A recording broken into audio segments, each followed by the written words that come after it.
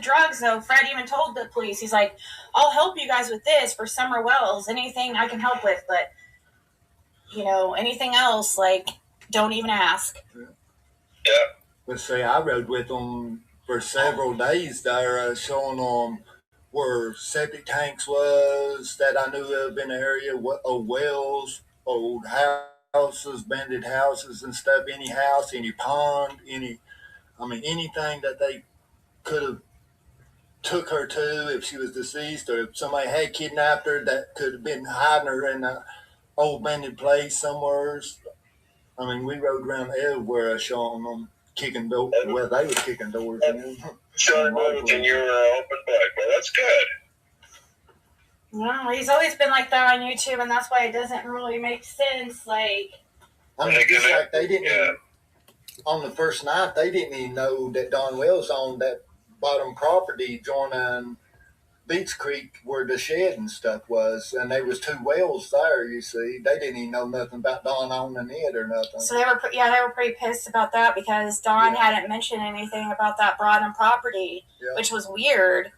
Yeah. So Fred made him aware about Andy Bernard's properties too, because Andy was saying he was going to go out there. Well, on the evening of the 15th, when I was recording him, he spoke about being at that property earlier that day, the Fields Road property. Yeah, and which was weird. You found that strange because he claimed he hadn't been there. Yeah. He said there was. Oh, he goes. He was talking about there wasn't no road back to it no more and stuff. He just realized on that day that they had put a gate up and stuff. And it was like, so you didn't notice that they had it like that for, you said, well over a year that I know of, and you just now going down there on the 15th, supposedly, he went down there supposedly to look for Summer, and then you got on that same piece of property that he went to that day that EquiSearch supposedly found disturbed ground, like something had been moved at the left back corner of the barn, and between the barn and house. You see. Yep.